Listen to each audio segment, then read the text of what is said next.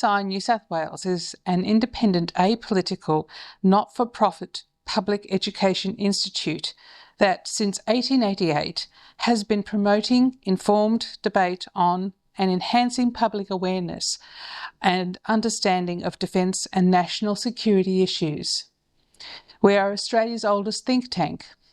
We conduct monthly lectures and seminars, issue a monthly newsletter, provide research support through our extensive military and historical library located in the Anzac Memorial in Sydney's Hyde Park, and together with RUSI Australia, publish a national quarterly magazine called United Service, with informed articles addressing the latest defence and security issues.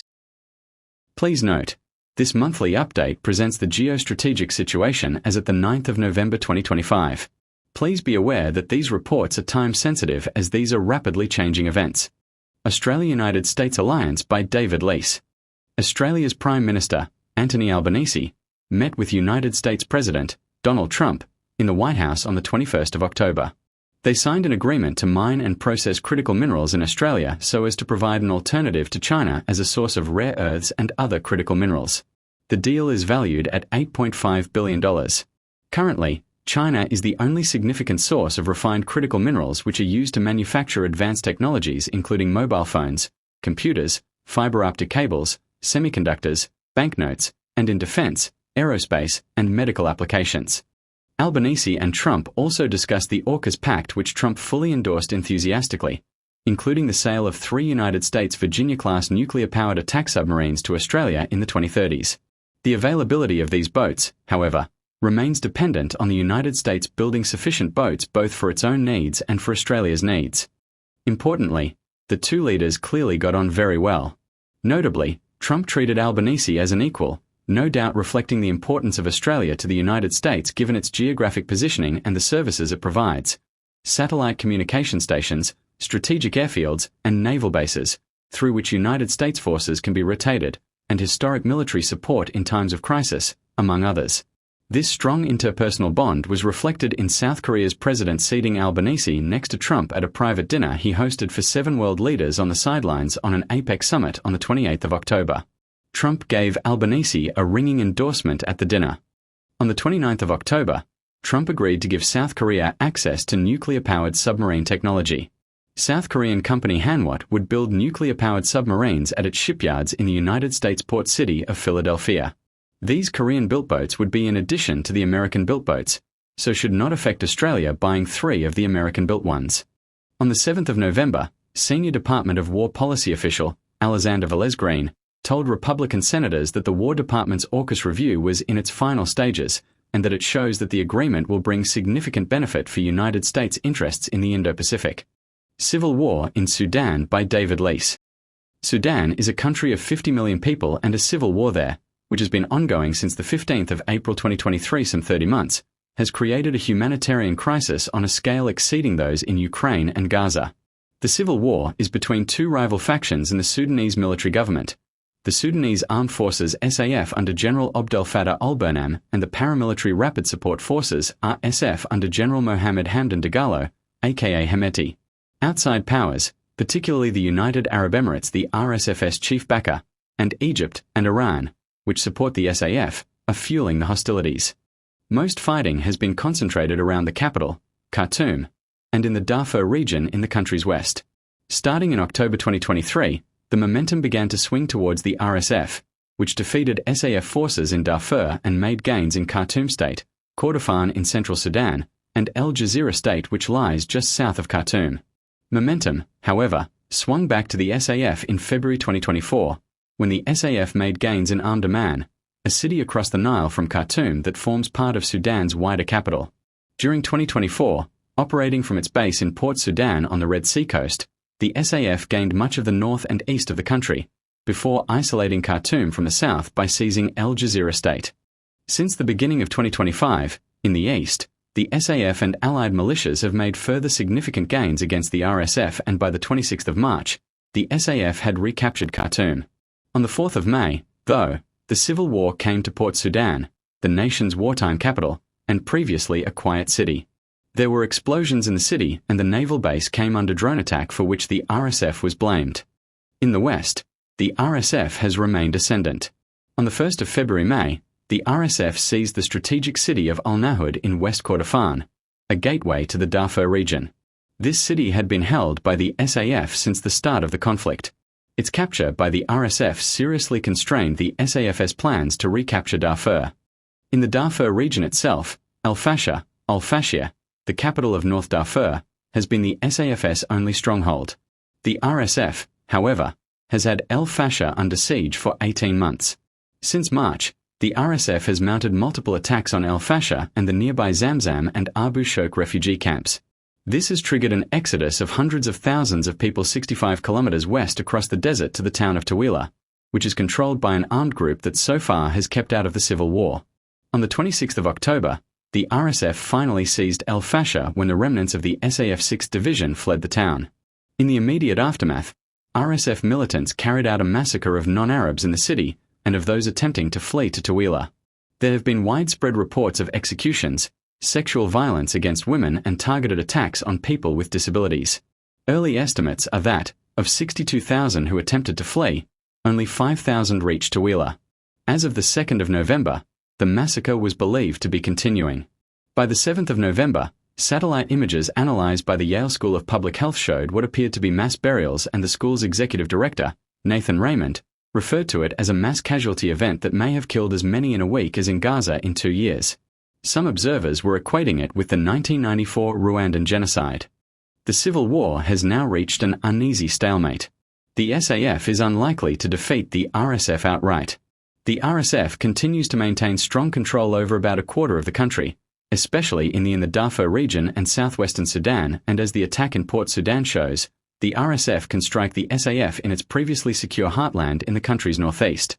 As to the humanitarian situation, on the 2nd of May 2024, a United States Senate hearing estimated that the death toll could then be as high as 150,000. It would be much more now. Certainly, the conflict so far has left tens of thousands dead, uprooted more than 12 million, and created what the UN World Food Programme describes as the world's worst humanitarian crisis.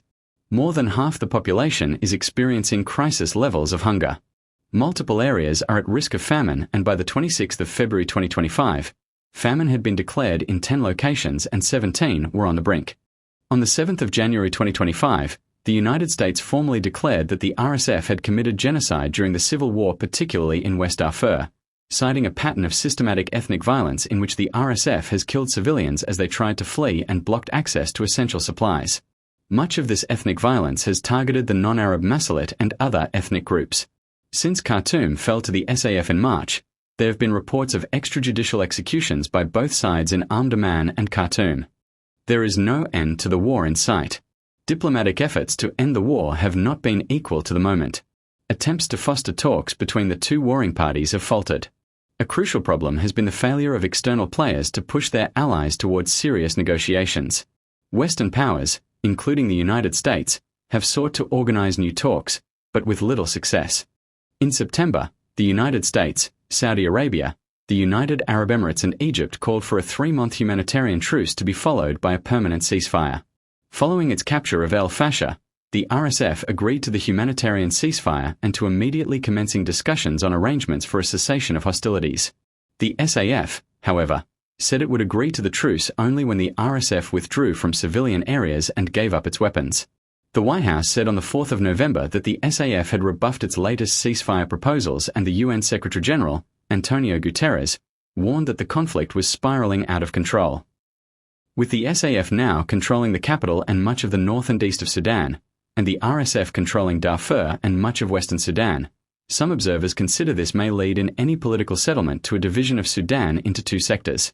In Kenya's capital, Nairobi, in February 2025, political and military groups signed a declaration expressing their intention to establish a governing authority in the areas controlled by the RSF. The UN Secretary-General expressed grave concern over this move as it would further increase the risk of Sudan's fragmentation, but he welcomed a roadmap drawn up in Port Sudan on the 9th of February as it would facilitate discussions needed to rebuild a cohesive and unified Sudanese state. Russo-Ukrainian War by David Leece. The Russo-Ukrainian war has been ongoing at various levels of intensity for over 11 years now, and there is still no end in sight. Over the past month, the war has not abated. Russia's nightly missile and drone attacks on civilian population centers have further intensified. In fact, the main observable outcome of Donald Trump's meetings and direct talks with Vladimir Putin so far this year has been a further escalation of the drone war on population centers and vital infrastructure after each meeting. We are now more than halfway through the fourth year of continuous heavy fighting since Russia's 2022 full-scale invasion. Ukraine is struggling with recruiting of frontline fighters and sustaining the levels of artillery, air defense, and small arms ammunition needed at current rates of usage.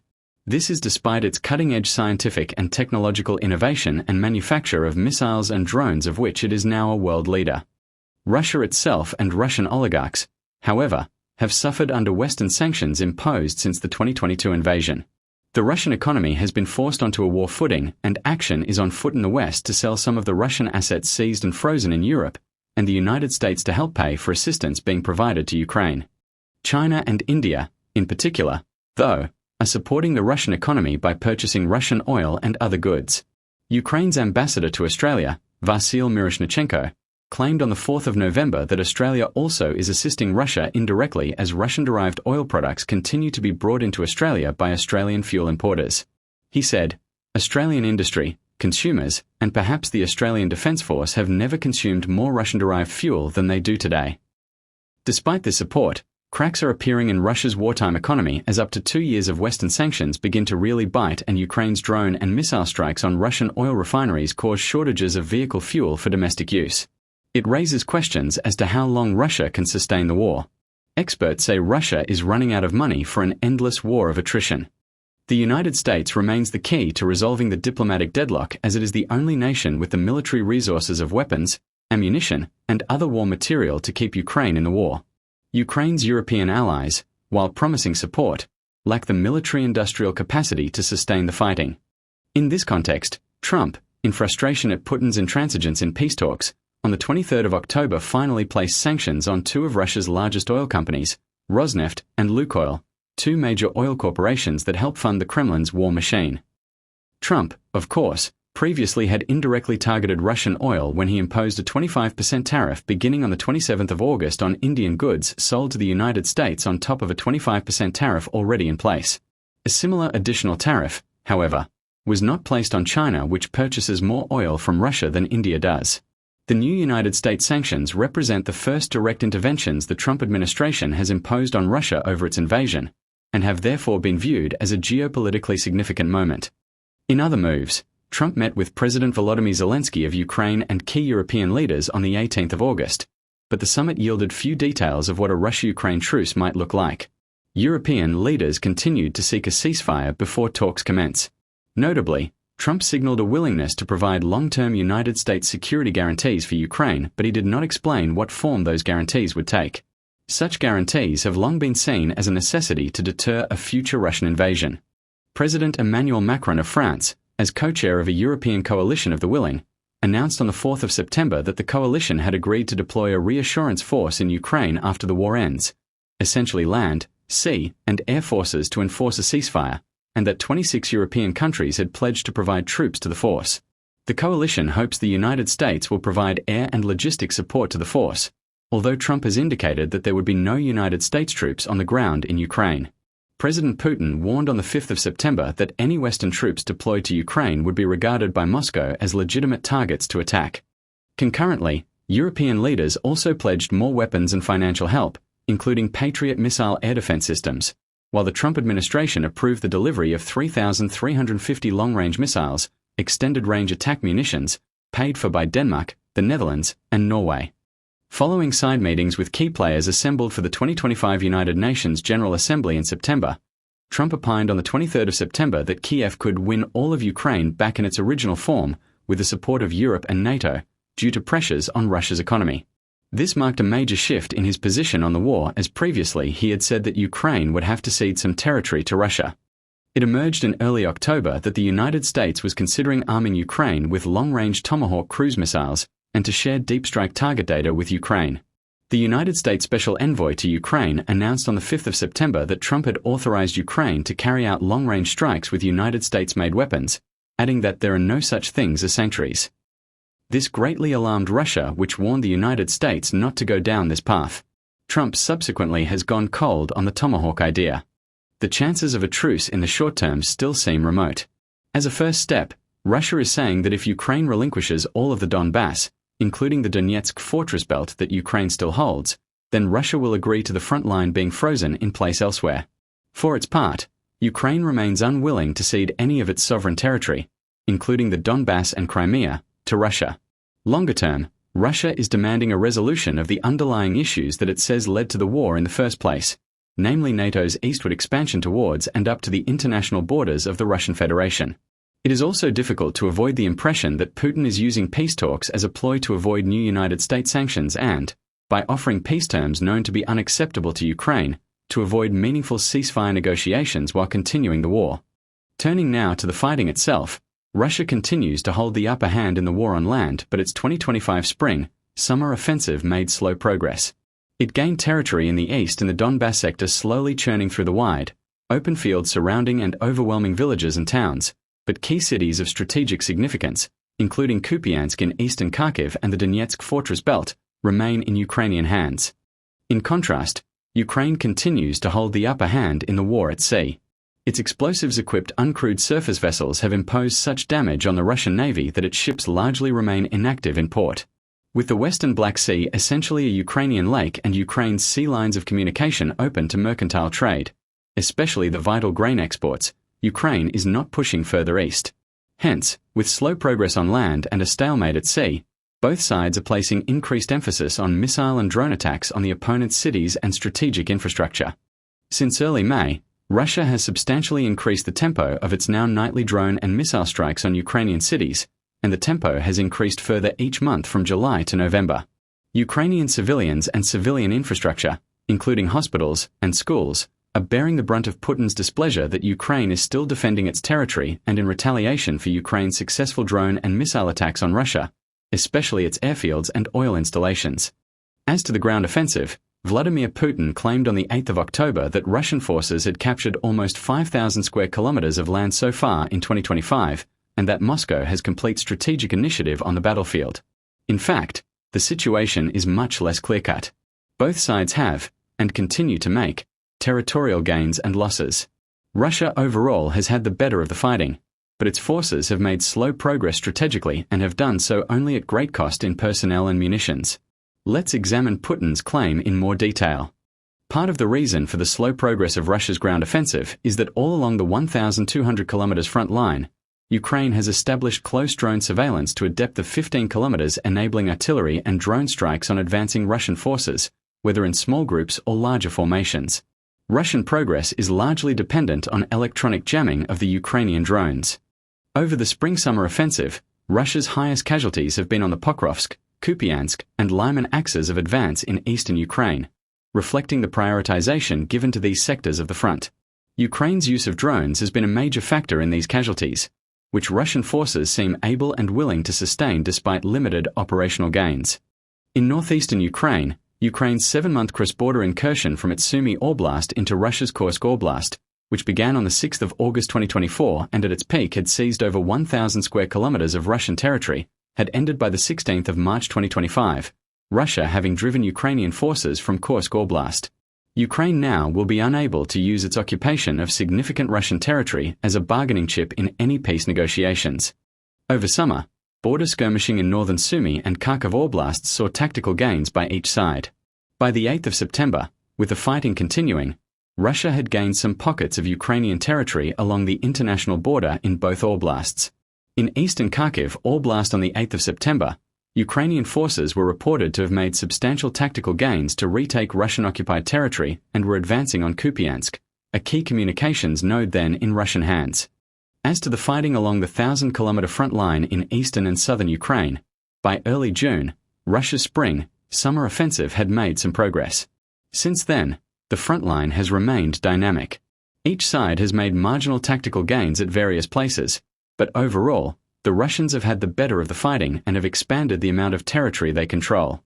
On the eastern axis, Russia has been seeking to capture Kupiansk and all of the Donbass, Luhansk and Donetsk oblasts, Ukraine's industrial heartland. Russia has been pushing towards Kupiansk in east of the Kharkiv region, as part of its efforts to capture the whole of Luhansk and encircle northern Donetsk. Kupiansk, however, remains in Ukrainian hands. Luhansk Oblast, though, is now largely in Russian hands.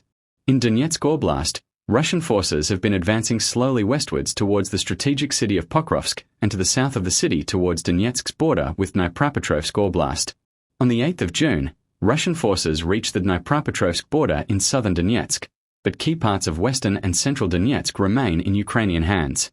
Importantly, these include the so-called Donetsk fortress belt of cities and towns north of Pokrovsk, which runs in a 50 km north-south line along the H20 Kostiantynivka-Sloviansk highway. Analysts suggest that to seize the fortress belt could take the Russians several years. On the 1st of August, Russian forces captured Chasiv Yar, a key city in central Donetsk, after 16 months of fighting. Russian pressure then built further on Pokrovsk, which protects the right, or southern flank of the Donetsk fortress belt. While Russian forces had closed up to Pokrovsk from the south several months ago, there has been a tactical stalemate around the city. For months, Ukrainian forces in Pokrovsk have picked off Russian soldiers by the thousand around Pokrovsk using small drones armed with bombs to tie down a numerically superior force. Recently, Russian troops have been creeping forward probing for weak spots in Ukraine's defenses, and in late July some Russian soldiers entered Pokrovsk for the first time. By early November, Russian forces had occupied significant sections of the city and the fighting was fierce, but Ukrainian forces still controlled the north and west of the city and were still being resupplied. Russia has been trying to invest Pokrovsk in a pincer. With the south arm of the pincer in place, over the past 2 months it has focused on developing the northern arm further, but has been halted by Ukrainian counterattacks. So, for the moment at least, Pokrovsk is not cut off and remains in Ukrainian hands, but on the 9th of November it was reported that Russia has assembled some 100,000 troops for a final push on Pokrovsk. Were it to fall, it would be Russia's most strategically significant gain over the last 2 years. Given Russia's primary focus is in the Donbass, it has concentrated mainly on consolidating its earlier gains on the southern axis. Russian forces have sought to maintain their frontline positions in Zaporizhia and Kherson Oblasts, with their main southern axis offensive operations continuing to be in western Zaporizhia, where they continue to assault using small infantry groups together with motorcycle teams.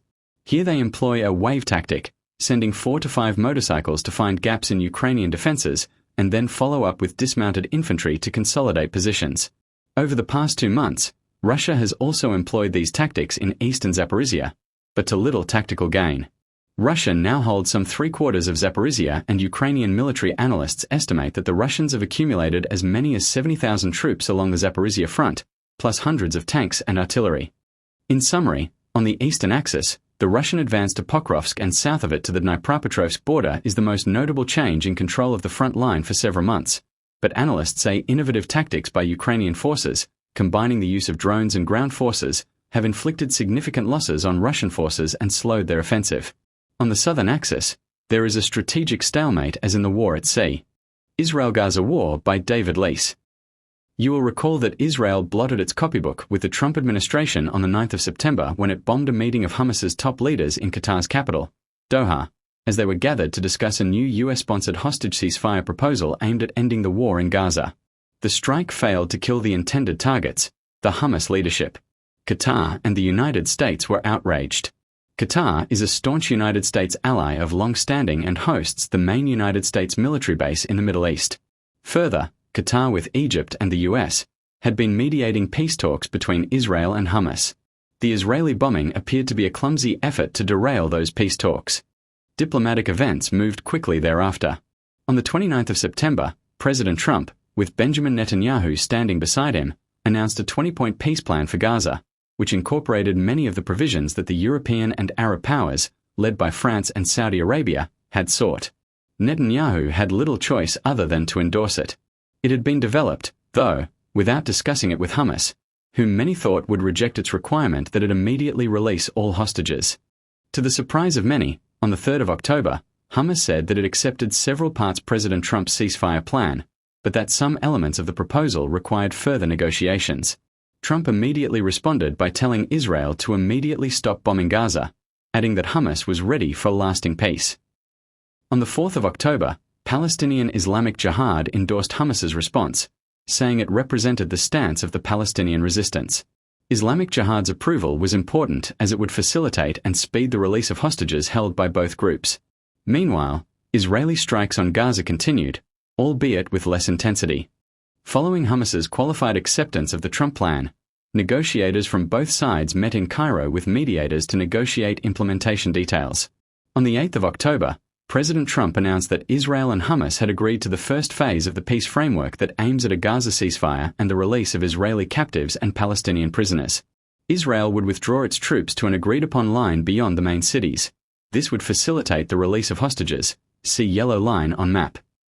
On the 9th of October, the Israeli cabinet endorsed the first phase of the plan, while Hamas's chief negotiator said he had received guarantees from the United States and other mediators that the first phase will lead to a lasting, permanent end to the war on Gaza. United States administration officials said 200 troops will be deployed to Israel to support the ceasefire, but they would not enter Gaza. There were at that point still 48 Israeli hostages in Gaza, 20 of whom were believed to be alive. The 20 living hostages were to be released within 72 hours of the deal starting. The remains of the 28 deceased hostages were expected to be returned in stages because it was expected to take longer to locate them under the rubble. Despite the deal, Israel continued its attacks on Gaza. On the 7th of October, the second anniversary of the Hamas assault on southern Israel which initiated the current war, Israeli tanks, boats, and jets pounded parts of Gaza. On the 9th of October, these ongoing attacks including an airstrike on a house in Gaza City that killed at least 4 Palestinians and injured dozens more. Nevertheless, the ceasefire came into effect on the 10th of October and Israeli forces withdrew from the main population centers in western Gaza to the yellow line, see map, from which Prime Minister Benjamin Netanyahu said the IDF would not withdraw further until Hamas disarms. The partial Israeli withdrawal enabled the exchange of Israeli hostages and Palestinian prisoners to proceed. Under the first phase of the agreement, Hamas was to return, within 72 hours, the 20 living and 28 dead Israeli and foreign hostages it was holding. All the living Israeli hostages were released on the 13th of October in exchange for 250 Palestinian prisoners and 1,718 detainees from Gaza. The return of the bodies of the dead hostages, however, has been drawn out as many have been difficult to find under the rubble as expected. As of the 5th of November, Hamas had returned the bodies of 22 hostages, 19 Israeli and 3 foreign, 1 Thai, 1 Nepalese and 1 Tanzanian. In return, Israel had handed over the bodies of 285 Palestinians. 5 of the 6 dead hostages still in Gaza are Israelis and 1 is Thai. With Israel unwilling to recommence negotiations until all bodies are returned, there's been no progress on the second phase of President Donald Trump's Gaza peace plan. This includes plans for the governance of Gaza, the withdrawal of Israeli troops, the disarmament of Hamas, and reconstruction. Meanwhile, notwithstanding that its senior leadership has been decimated and its combat forces severely weakened, Hamas in the Gaza Strip remains far from beaten. As soon as the IDF withdrew behind the yellow line, Hamas took firm control of the vacated territory, moving uniformed and armed police onto the streets. It rounded up leaders of Palestinian rebel groups opposed to Hamas, whom it accused of cooperating with Israel, and publicly executed them. The ceasefire, itself, remains very shaky. At times, it has been honored, especially by Israel, more in the breach than the observance, but President Trump insists that it is holding and will hold. Trump said on the 30th of October that, under the agreement, Israel is entitled to respond to ceasefire breaches by Palestinians, whether or not those Palestinians are under Hamas control. Some breaches have been by rogue elements of Hamas, and others have occurred behind the yellow line in areas under IDF control. Apparently, some breaches have been by Palestinians who have taken exception to Israeli bulldozers destroying infrastructure and have killed IDF soldiers in an attempt to stop the destruction. When Israeli soldiers have been killed, the IDF invariably has responded with overwhelming force across the whole enclave. Further, on the 18th of October, Benjamin Netanyahu said the closed Rafah crossing, a crucial entry point for aid, would only reopen after Hamas hands over the bodies of all deceased hostages still held in Gaza. By the 19th of October, the Gaza Media Office claimed the Israel had violated the ceasefire 47 times since it came into effect. It had killed 38 Palestinians and wounded 141. The Israeli attacks in Gaza have continued. For example, on the 25th of October, the Israel Defense Force said it launched a strike in Nuseirat, in the center of the Strip, targeting a terrorist planning to attack its troops. Then on the 28th of October, Israel launched strikes on Gaza City and Khan Yunis after Israeli Prime Minister Benjamin Netanyahu accused Hamas of violating the ceasefire agreement by attacking a soldier. At least 26 people were killed in the strikes, according to Gaza health officials. Israel's defense minister, Israel Katz, said that Hamas would pay a heavy price for attacking Israeli soldiers in Gaza and for violating the agreement on returning the deceased hostages. On the 8th of November, the IDF killed at least 3 Palestinians in attacks across Gaza. Gazan authorities reported that the overall death toll since the war began has now risen above 69,000. Hamas also announced retrieving the remains of an Israeli soldier from a tunnel near Rafah in southern Gaza who had been killed in 2014. Many observers point to the continued Israeli attacks in Lebanon since a ceasefire was agreed with Hezbollah there in November 2024 as an example of how Israel would look to handle this truce. For example, on the 7th of November 2025, the IDF carried out heavy airstrikes on several locations in southern Lebanon, saying Hezbollah was trying to rebuild its military capabilities there. Many observers also consider that Hamas has more to gain from the ceasefire than Israel does, and that Israel was drawn very reluctantly by Trump into the agreement. Recognizing this, not only has the United States set up a command center in southern Israel to monitor developments in Gaza, but Trump has sent a sequence of high-ranking Trump administration officials to Israel to keep Israel to its commitments, babysitting some commentators have termed it, which Netanyahu rejects. Israel's continuing attacks in Gaza underline the challenges faced by negotiators seeking to end the conflict, especially since negotiating the next stage, including the disarmament of Hamas and its replacement in Gaza by an interim civil administration, are likely to be more challenging than the agreements so far reached. Many experts say President Trump will be critical in ensuring that Israel remains committed to implementing the full deal. A two-state solution is still widely considered well out of reach for now. Yemen by David Deasey. The Houthi movement in Yemen has announced that following the Israeli air attacks in August, which killed numbers of Houthi political leaders, its military chief of staff, Mohammed al-Ghamari, has now died of his wounds received in that attack. His teenage son also has died. The Houthi group said that they and the others had died as blessed martyrs during the criminal American Zionist aggression against the country, and that the deaths would be avenged, stating that the rounds of conflict with the enemy have not ended. That said, there have been no Houthi missile or drone attacks on Israel since the Gaza ceasefire deal, and a statement by the Houthis' current leader, Abdul Malik al-Houthi, has said that the group will act against Israel if it breaks the ceasefire agreement, implying that there would be no attempt at revenge action in the short term. The Houthis, meanwhile, have arrested 59 United Nations personnel on charges of spying for Israel. It has been announced that they will be put on trial. At sea, a liquefied natural gas tanker, the MV Falcon, was set on fire in the Gulf of Aden, killing 2 crew members on the 18th of October. The United Kingdom Maritime Trade Operations reported that the vessel had been hit by an unknown projectile. The Houthis, however, denied any responsibility, and in any event, it was not the usual type of ship targeted by the Houthis. There are many private groups operating that make the area uncertain and dangerous.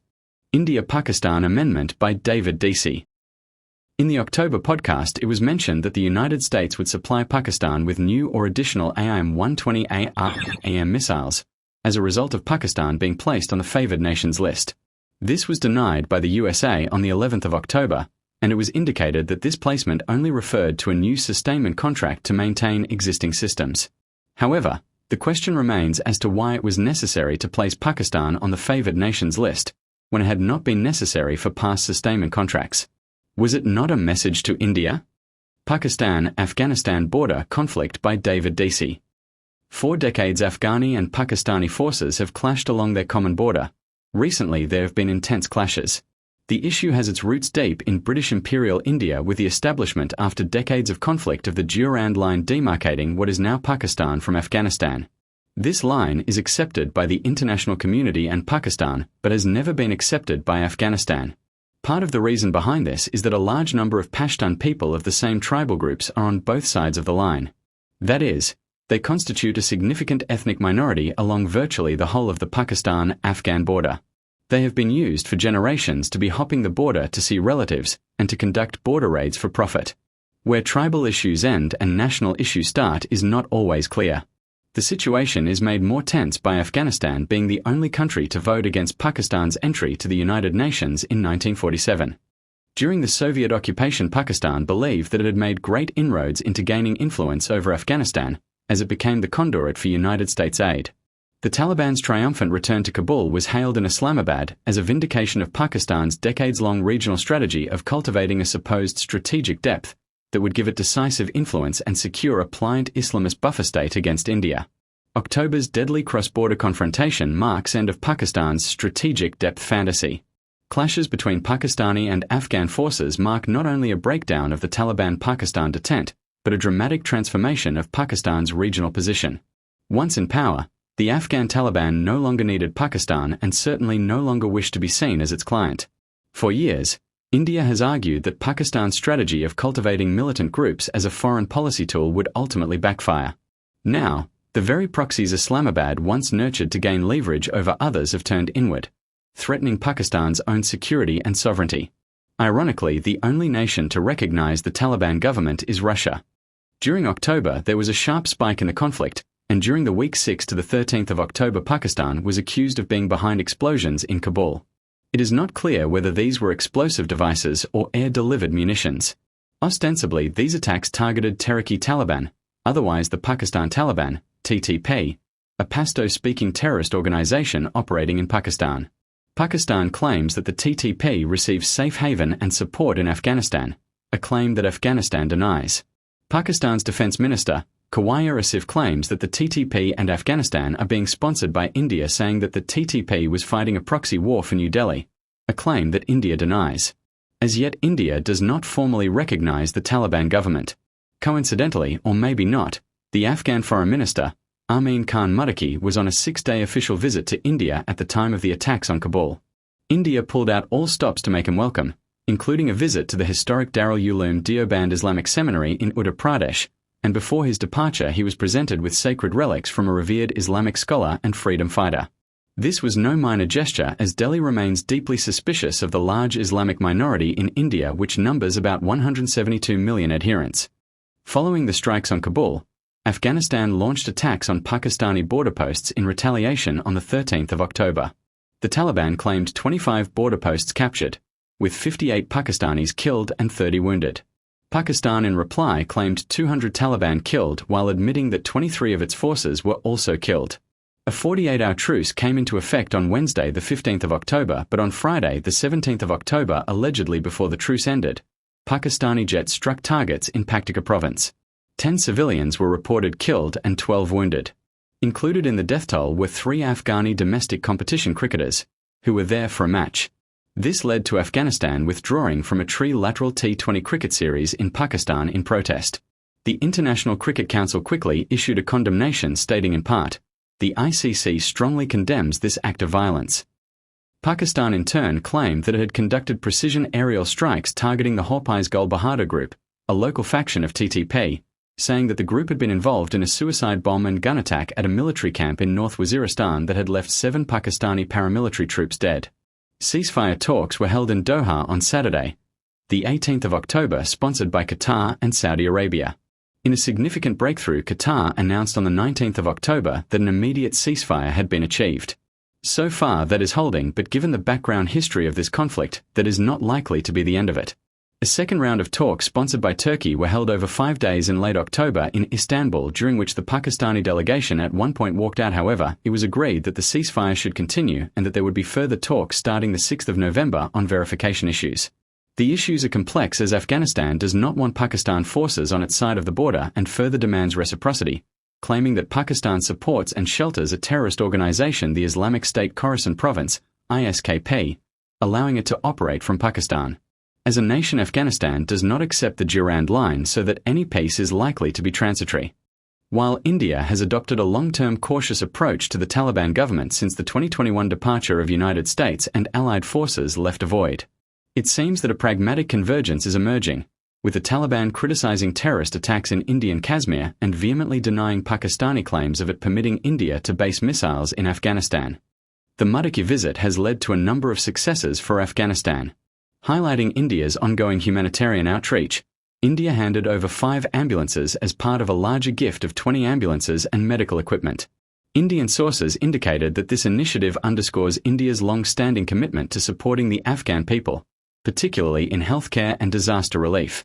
In his remarks, Muttaqi expressed gratitude for India's continued assistance, especially for victims of recent earthquakes in Afghanistan. Most importantly, it has led to an Indian decision to reopen its embassy in Kabul, although it is not yet clear that this will mean full recognition of the Taliban government.